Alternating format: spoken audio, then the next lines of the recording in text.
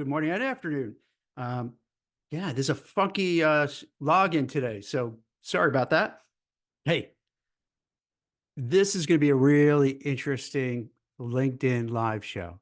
I'm going to pull back the curtain and share some insider stuff that I think anybody who's been on a job search, anybody who's looking for a job, has always wondered, like, what's the real deal? What's happening? What's really going on? Is it kind of rigged against me?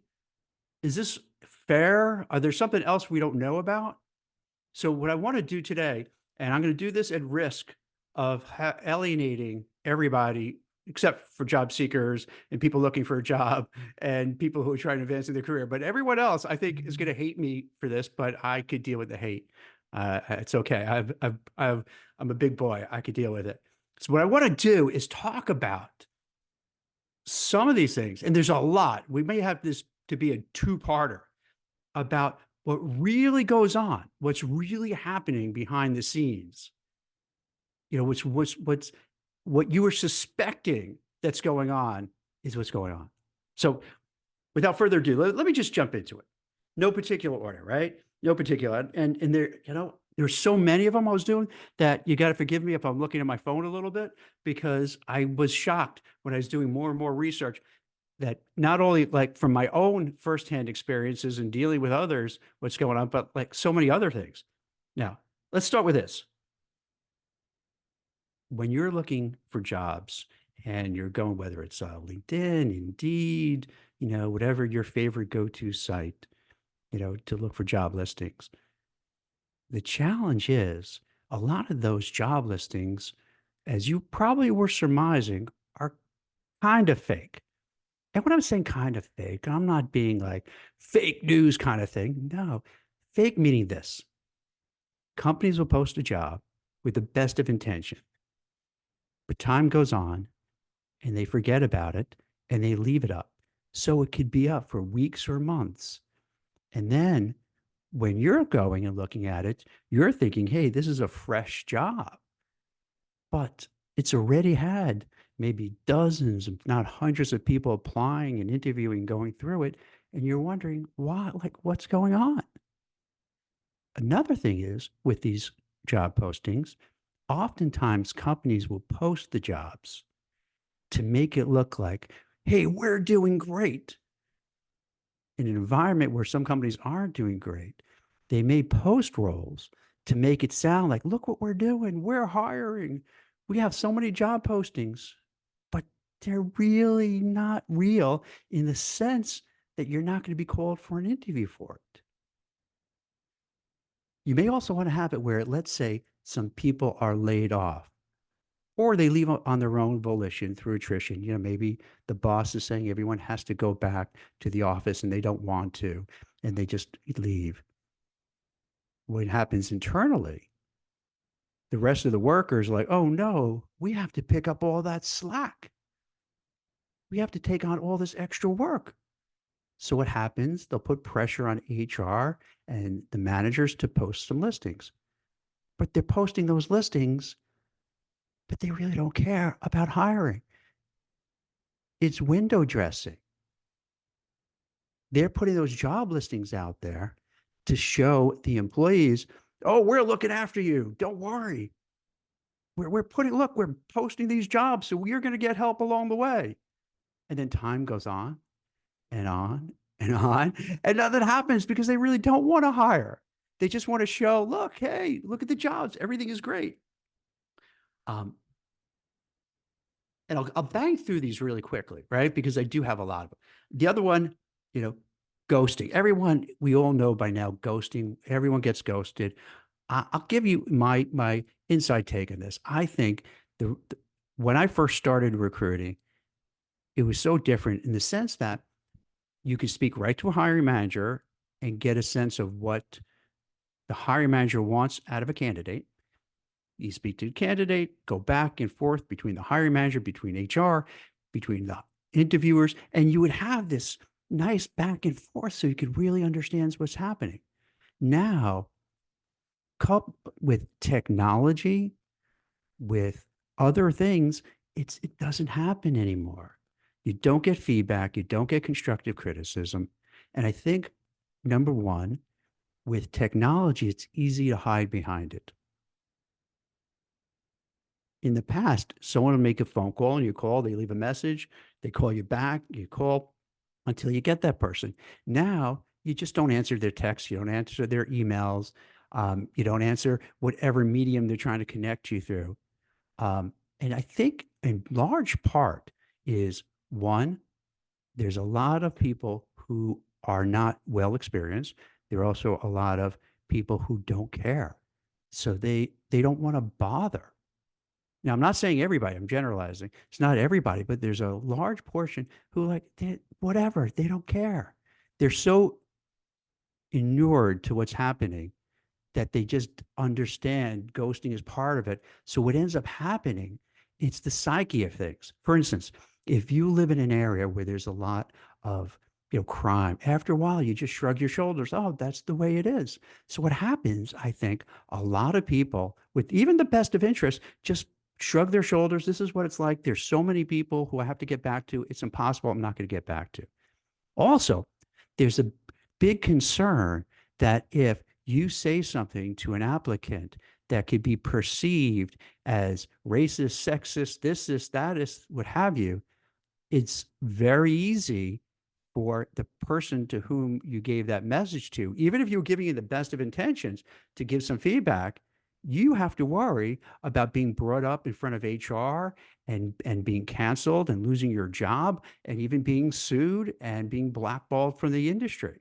So it becomes much easier not to give feedback, which is really ludicrous because the whole day you want to give feedback, you want to give constructive criticism, but people are afraid. Now, we don't talk about that out loud. And that's why I'm doing these kind of LinkedIn live podcasts to give you what really goes on. It's that people are scared. They're afraid to say what, they really want to say. And when I say that, I'm not saying that they can say crazy stuff. They're just going to say, well, you know what? We didn't think you're good for the job because of reason 1, 2, and 3, and 4. But what's going to happen is that may be misinterpreted by the candidate and they're going to think something else. Oh, you're saying that just because fill in the blank, because you're discriminating against me. Now I'm suing. So think about it. Put yourself in the shoes of that person. Isn't it easier to just say, I'm just not going to answer? Why take the risk? I'm making 70,000 a year, plus a small bonus. Why would I risk everything? And what's the upside? So that's one of many reasons what happens why you don't have those ghosting, why you have that ghosting going on.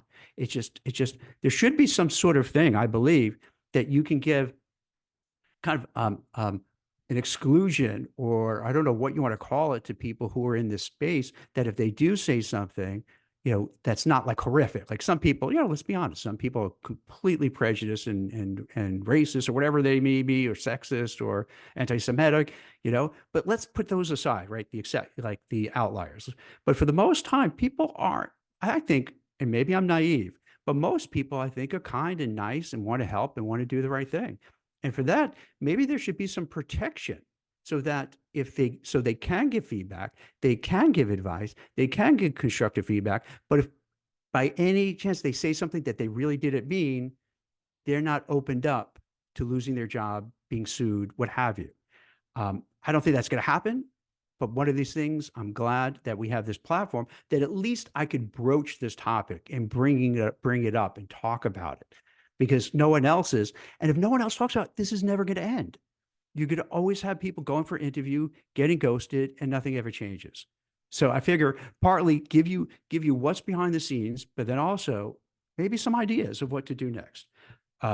Another thing, oftentimes you wonder, I'm going, and if you notice, I'm talking a little quickly because I have a lot that I want to get through. You go through the interview process and you interview and you interview and you interview and you're doing great and everything looks well, everything looks fine.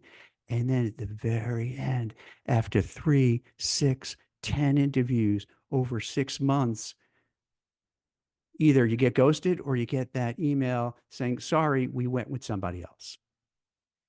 And you want to take a guess who that somebody else is? That somebody else is an internal candidate. Because what happens a lot is that the company has already decided that they're going to promote somebody within.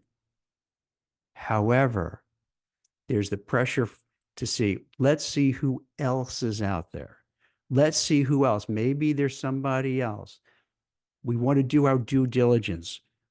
We don't want to look like we're playing favorites. So what happens?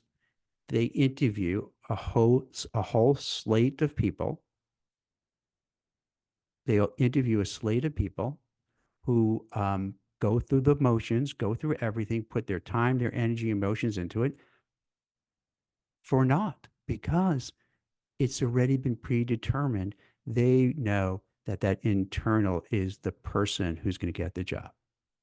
Now, what happens, this would happen to me quite often in recruiting, where I have an assignment, we're working for people, and I would purposely ask them, hey, are there any internal candidates that you're considering? And the reason I'm asking that to avoid any problems. Now, if they did say to me, yes, Jack, we have an internal or two internals that we really like, but we need your help to bring in some other top candidates. I'm okay with that because the company was above board and being honest and sharing that there are a couple of candidates. And sometimes they'll talk about the merits of those two internal candidates. And as a business person, I would make the call. Is it worth myself and my company's time to recruit for that role? And could we maybe find someone better than the internal? And then it's a coin flip because you never know for sure. And each time I might act differently. There might be times where I feel, you know what, I know some really fantastic candidates for this job. So even though they're two internals and I know the odds are against me, I'm going to go for it. Other times I might say, you know what, it's not worth it. I'm going to, myself, my team, going to take hours and weeks and months to find somebody. And they're just going to say, thanks, we're going to stick with our internal. And for people who always wonder, like, why did I get it?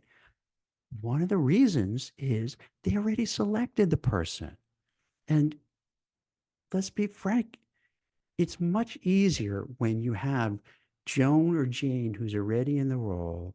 Everybody knows her, everyone likes her, she's good.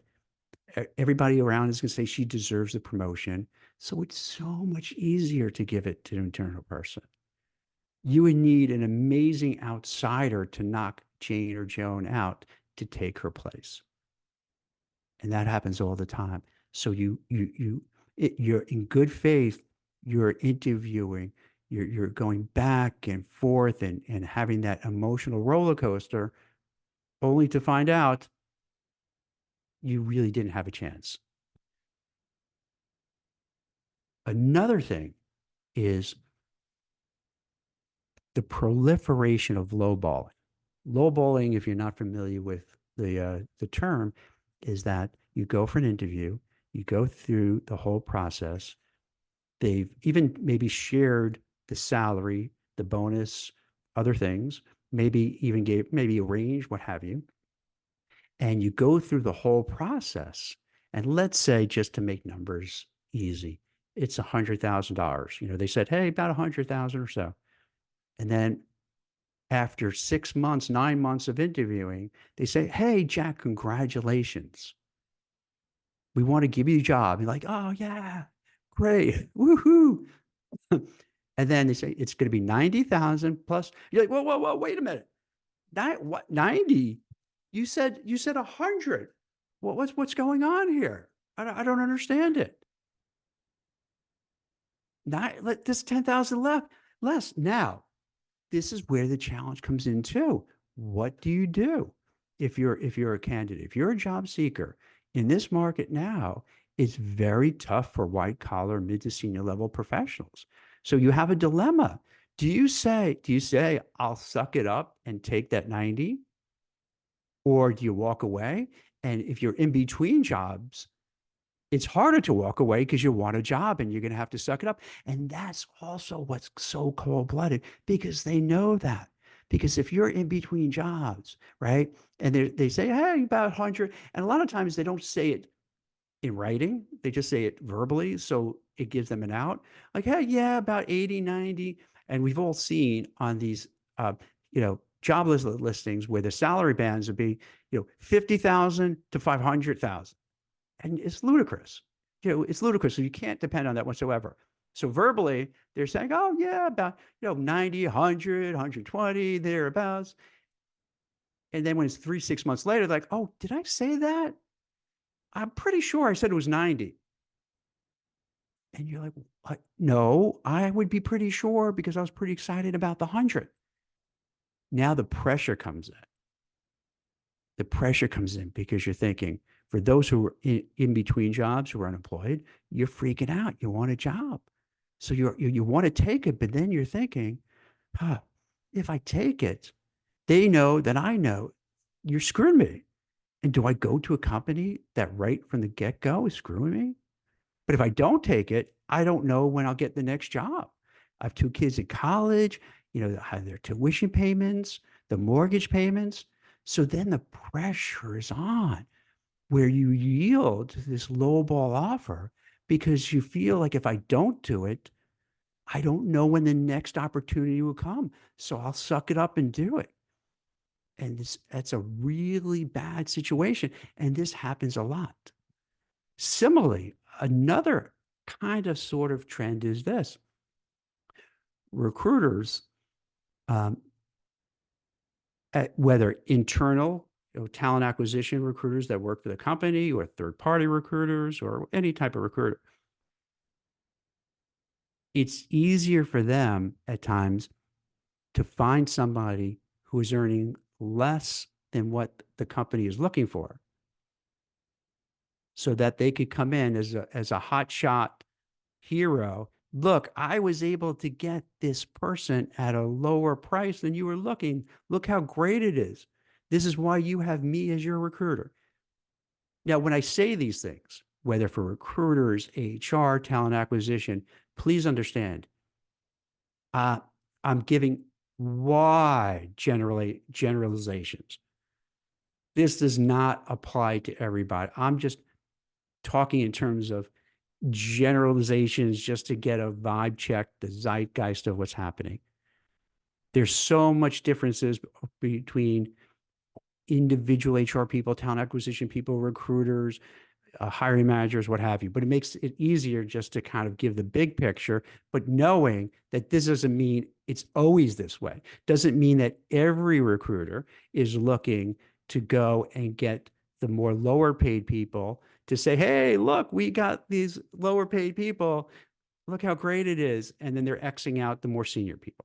Now, speaking of senior people, one of the big challenges in the market and one of the most concerned, frightened, angry people are those on 2 ends of the spectrum. One are the well experienced folks, let's say 45, 55 and up, give or take, maybe even late 30s nowadays.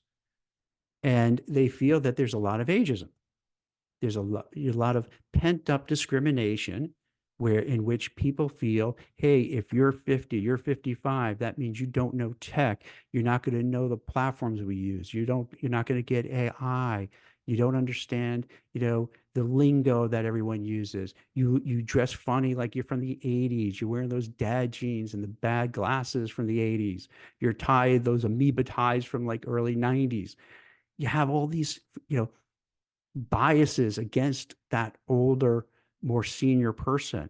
And so that when they interview, it's harder because they already have these biases. And for some reason, ageism is like acceptable. Any other ism isn't. But yet the one thing that we all have in common is if we're lucky, is we're going to get old. And that should be where we all rally upon, but it's just the opposite. Oh, that's a boomer. I don't want to work. I don't want to hire that boomer. That boomer is going to think they know everything and boss everyone around.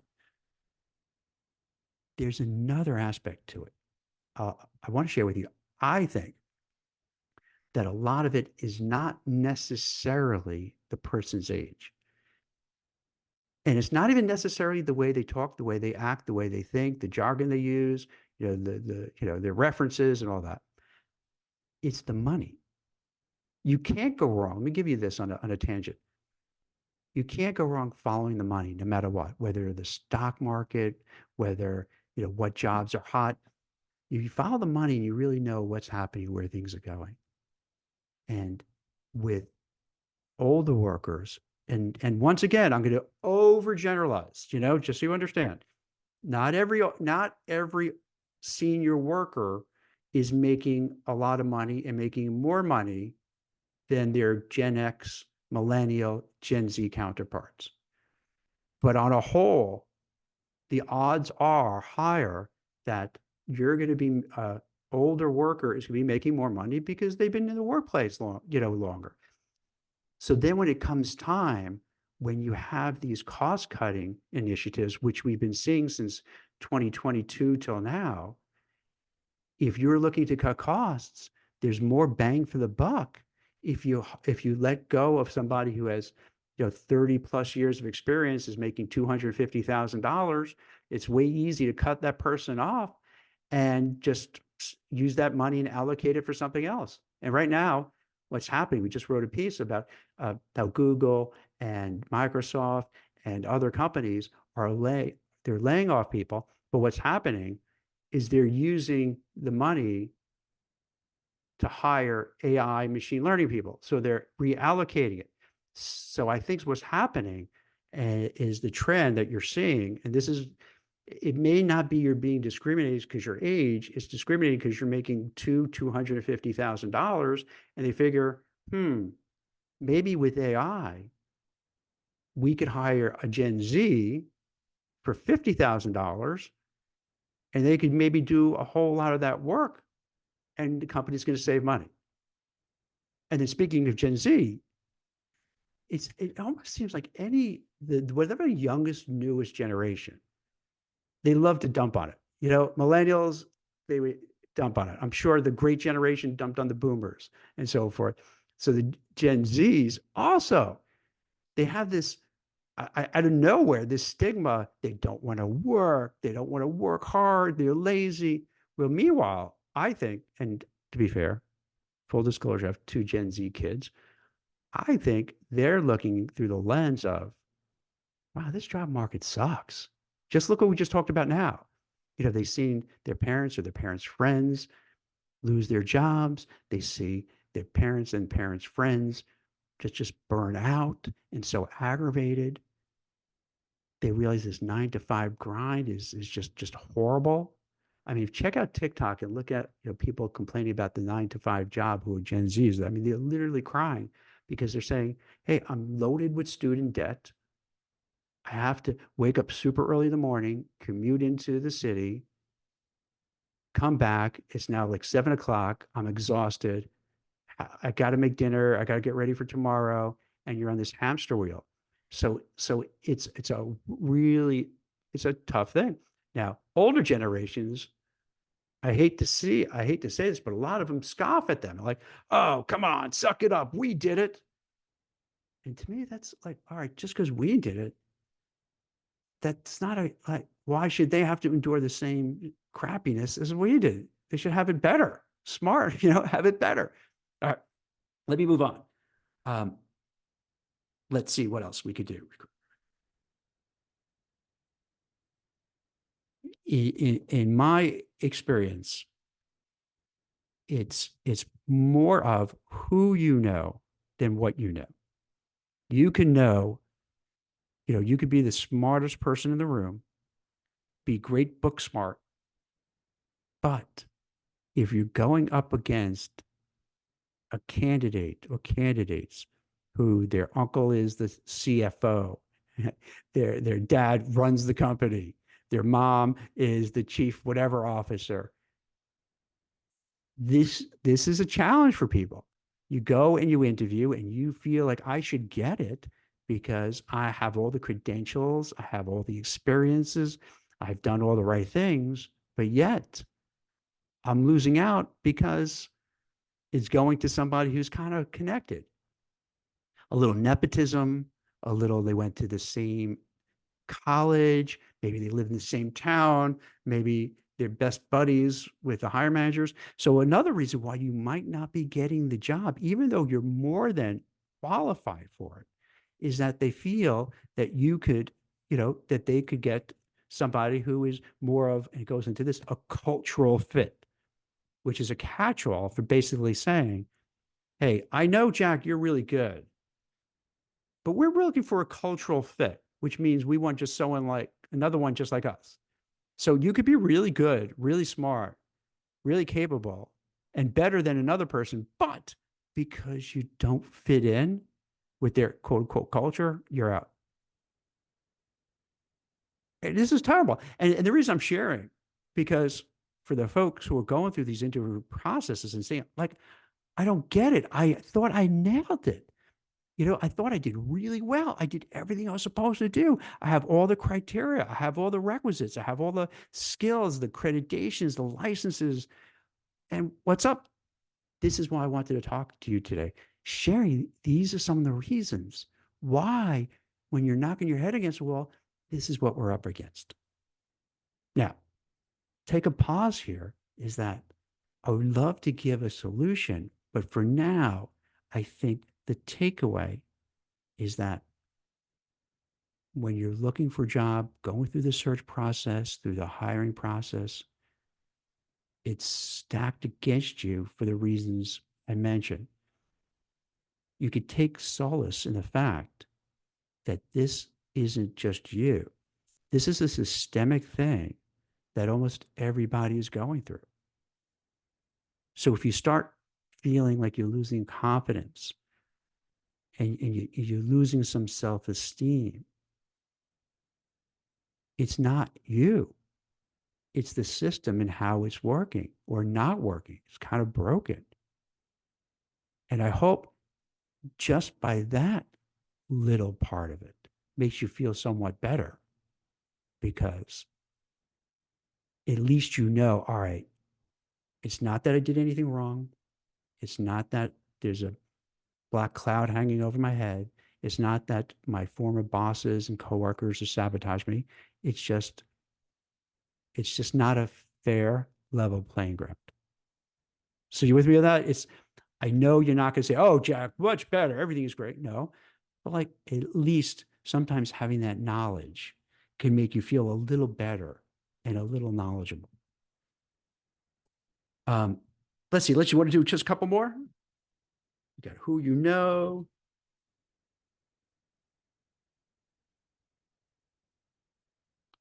Oh, here's one. Here's one that just always drives me crazy. How about we do one last one? One last one, because I think this might be a nice two-parter. So we'll save it. And it's the old bait and switch. This happens so much.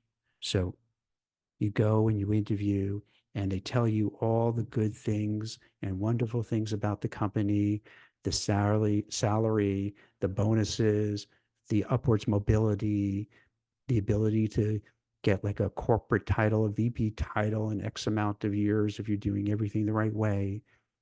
And they talk about what you're going to do on a daily basis and so forth.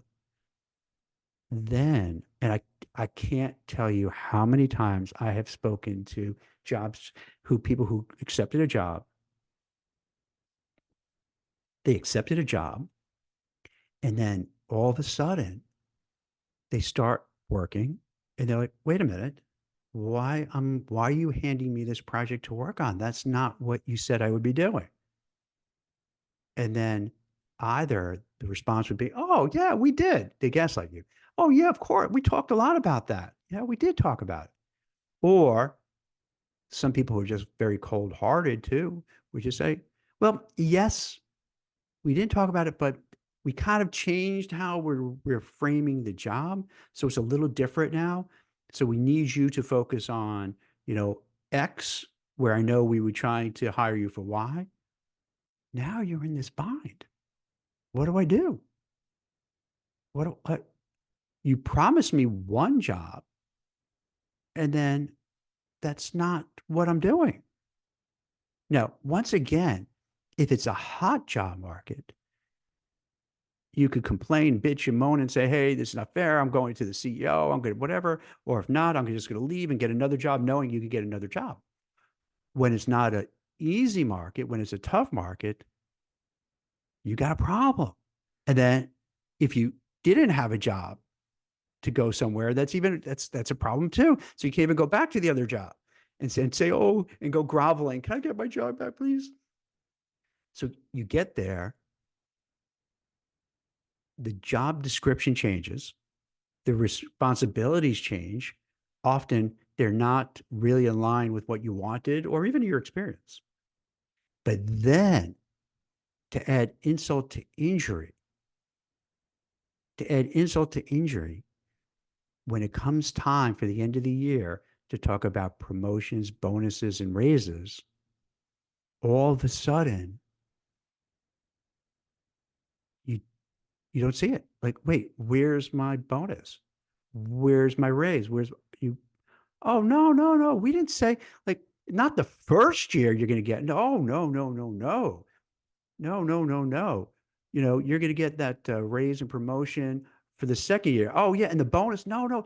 The bonus was prorated, prorated. We didn't like, no, we didn't mean to say that you get the whole bonus because you've only worked there 9 months you only worked there 10 months out of 12 months. So no, no, no, no. You're getting just a small amount. What? And if you think on these fronts I'm exaggerating, either I'm sure you've all or have friends who've been going through this. This is so unfortunately, fortunately common where you're like, what? Because that's when I'll get a lot of candidates who come to me and say, Jack, I got to get out of where I am because they lied to me. They said the job is going to be such and such. It's not. They said I was going to get a certain title. I didn't get it. They said it was going to be maybe hybrid, but now I'm working 5 days a week in the office or 4 days a week in the office. Um, they said that I'm going to get this raise, promotion, bonus, stock. No, no, no, no, no, no.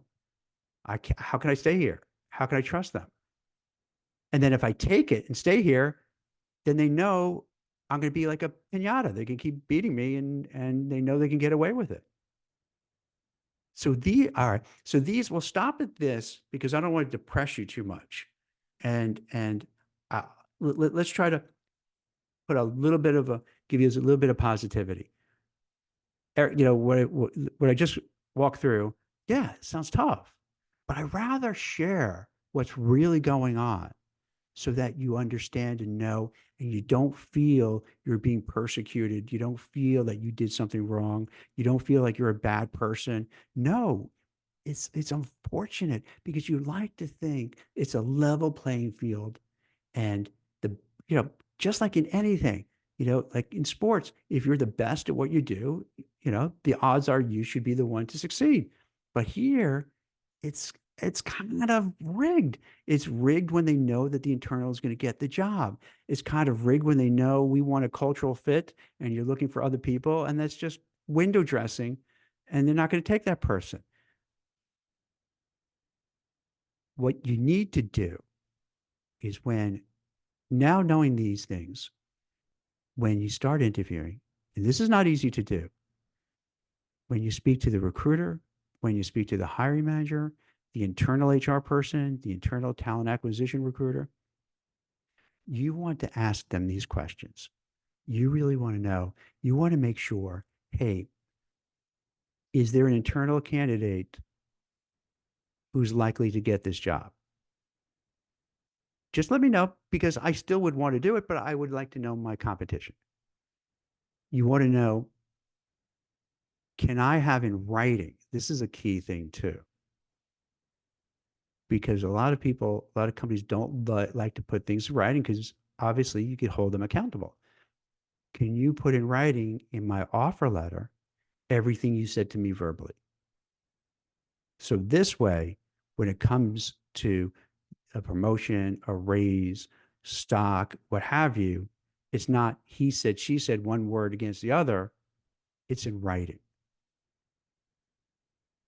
And usually, I am not a fan of when people go to interviews and write and take notes because I feel when people go on interviews and take notes. It's kind of distracting for both parties because you're looking down, you're not looking in the eyes of the person with whom you're speaking, and it's easy just not to have that good conversation. But given the way things are now, I changed my mind a little bit. I think it's probably in your best interests to write things down as they're talking. So if they say, "Hey, here's what you're going to be doing," you can write down, here's, boom, boom, boom, boom, what I mean? Start writing it down. And so they took the responsibilities, write it down, compensation, write it down. Now they could always come back and say, well, I don't remember saying that, but then you could say, I, I, I can understand why you don't remember because this was like 6, 9 months ago, but I've taken copious notes. I'd be glad to share the notes with you. I did that because I wanted to make sure I understood what all the responsibilities are. So at least you have some protection. Also, you want to do a lot of due diligence about the company and the people that you might work with. And with, with Google and now especially with AI, you could dig deep into, have they laid off people? Are they planning to lay off people? What's their financial situation? Are they going through any troubles? Um, is there any kind of big red flags that you should be aware of? If you know people who work at the company that you're interested in, ask them to just hey, I'm interviewing here. I'm really excited about just can you tell me the truth? What's really going on behind the scenes so I don't get into a bad situation? Um, and even doing all that, it's still a challenge, but at least you're being proactive. You're not just walking into buzzsaw. You're being proactive. You're doing your homework about the company, research who the people you're going to work with. Go on LinkedIn, find them out.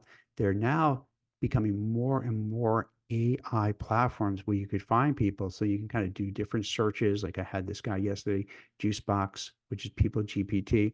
We could actually go there and you want to find out who's the HR person for X company, who's the talent acquisition for Y company and so forth.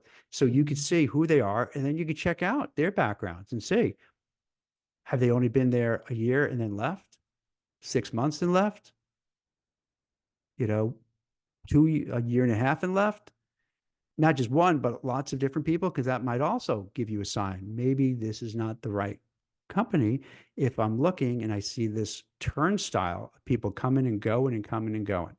So what you should do, and I know this is a lot of hard work, and it takes a lot of time and effort. And I know a lot of you are saying, "There's so much I got to worry about the interview questions. I got to prepare for interview questions. Now I got to do research." Yeah, it kind of sucks. It is. I'm not going to sugarcoat it, but these are the things you need to do to survive and thrive. And hopefully, what ends up happening, yes, you'll invest a lot of time and energy into doing it, but it'll pay off in the long run so that, let's say you put that effort into finding out the company, their financial situation, putting everything in writing, asking a lot of tough questions throughout the whole interview process, taking notes on it, so that best case, you end up with a really good job, and maybe you stay there for 5, 10 years until you know, or less. And then maybe you find, because in that new job, you learn so much, you're going to be recruited away to another job. So I hope this was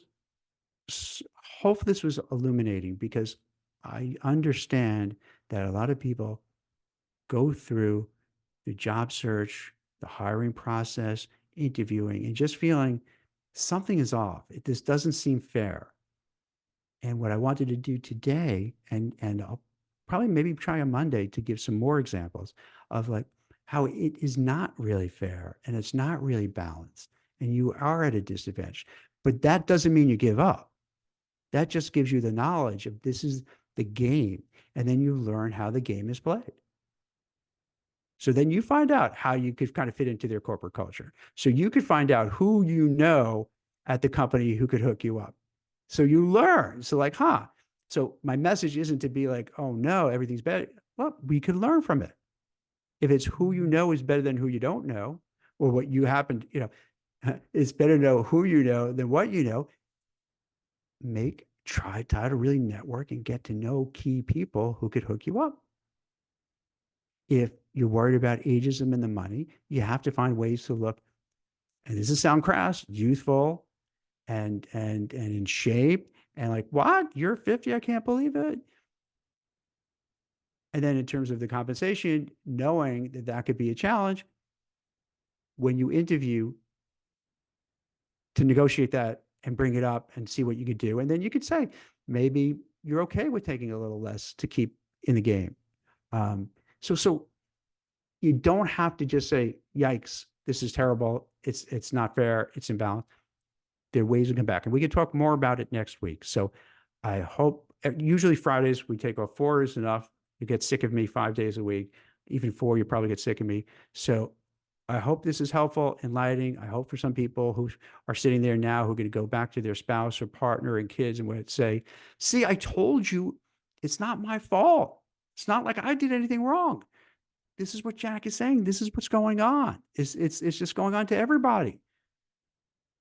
And there is some freedom in that. It makes you, in a way that makes you feel better, because it's just, you feel like, oh, all right, this is what's going on. It kind of sucks, but I'm going to kind of learn the tools and the ways to fight back and battle back against it and to succeed. And you will succeed.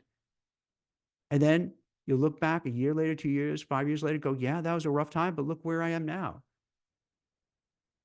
Even though I felt desperate at that time, look at where I am now. I feel happy, more money, more opportunities, more growth. This is fantastic. So that's the end goal. So thank you very much for watching and listening. If you have any comments or questions, put it in the show notes. Any topics you want me to talk in the future, let me know. If you need any help, any guidance, any direction, shoot me a note. And thank you for listening and watching. And I'll see you on Monday. Thanks. Bye-bye.